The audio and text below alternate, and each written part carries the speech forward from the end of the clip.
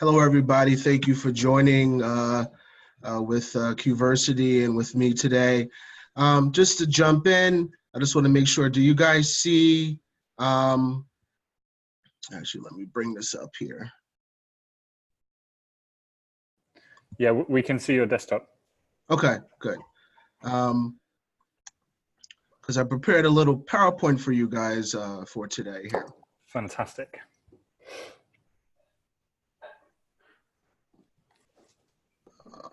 Okay, it's not coming up. Let me do it this way.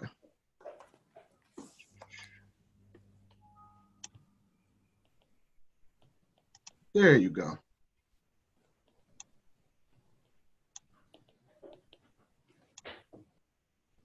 Great, can you guys see that? Yep. Can you see the full screen? Good, awesome, great.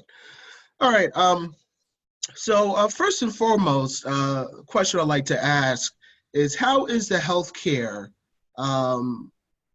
where you currently are?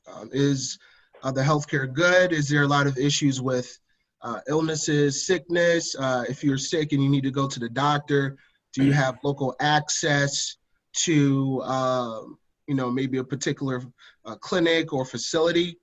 So if you guys could, I guess, type that in. And in your opinion, is your healthcare good? It could be better, needs improvement. So that would be the first question I'd like to ask you guys. And Priyanka, I think that's one of the questions I sent you. How is the healthcare where you live? Yes, so the students do have the option to raise hand and talk about if they want to ask this about. We have. So should I put it into the chat or should I?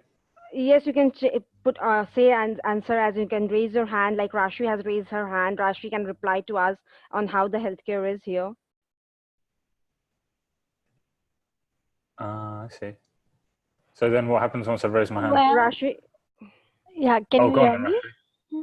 Yes, Rashi, we can hear you. Hi, everyone.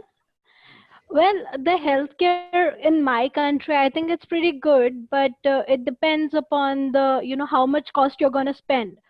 Well, what I think is, according to, like a person's status, it matters how the doctors, what kind of treatment they get from the doctors.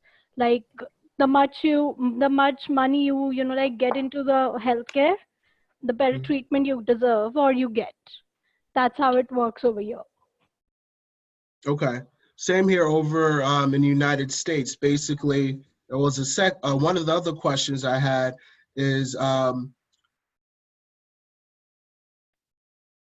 should a patient's wealth impact, or how much money they have, should that impact the treatment and the results of care?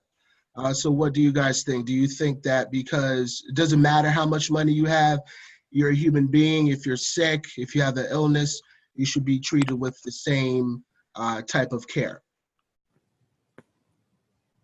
I think Akayo can answer us that. I don't think that really matters much, as a person should be judged on who they are and every person should be treated equally. So, yeah. Great. Well, that's in theory, but in reality now, is that the case? Not really. I lived in India and that's not really the case. Patients who have more money get preferred treatment, better rooms to live in, cleaner environments, better doctors, better medication than patients who do not have that much money. Anybody else would like to talk about that?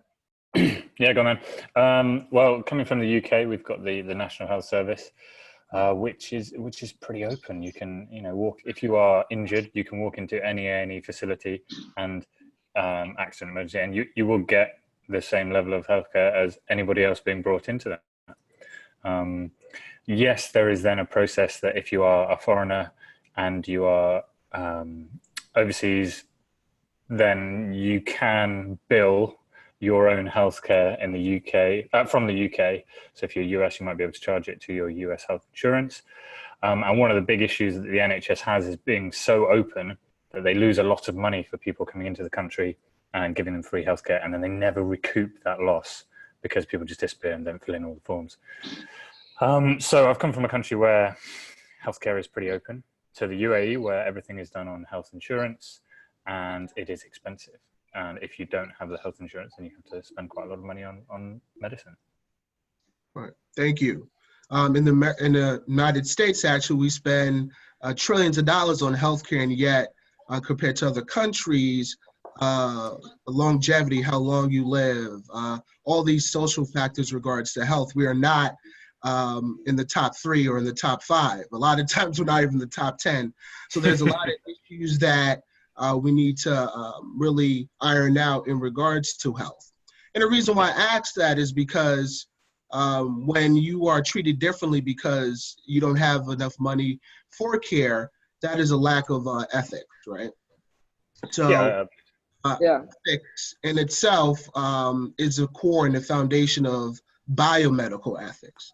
And basically ethics is a body of moral principles or values that govern a person's or group's behavior. So that's a general idea of what ethics is. And within this branch of ethics, a branch in this huge field called philosophy, we have 4 different types of ethics or different subgroups within ethics. First, it's meta-ethics, which explores the origins, nature, and scope of ethics. We have this term called normative ethics, which proposes what should be considered right or wrong behavior. So this is how you should act. This is what you should do. This is what you shouldn't do in a granted situation or circumstances. You also have descriptive ethics, which describes and compares how people or groups think and act ethically. So this is how religious groups, governmental institutions, political institutions, even business institutions, how they feel they ought to act, granted the situation within their own particular institution, but also within the community and society that they live. And then lastly is applied ethics, which decides how people should act in given situations or circumstances. So the body of, or the foundation of biomedical ethics, of course, is the philosophical field called ethics. And within ethics, you have these 4 particular fields that are rooted within that particular theme.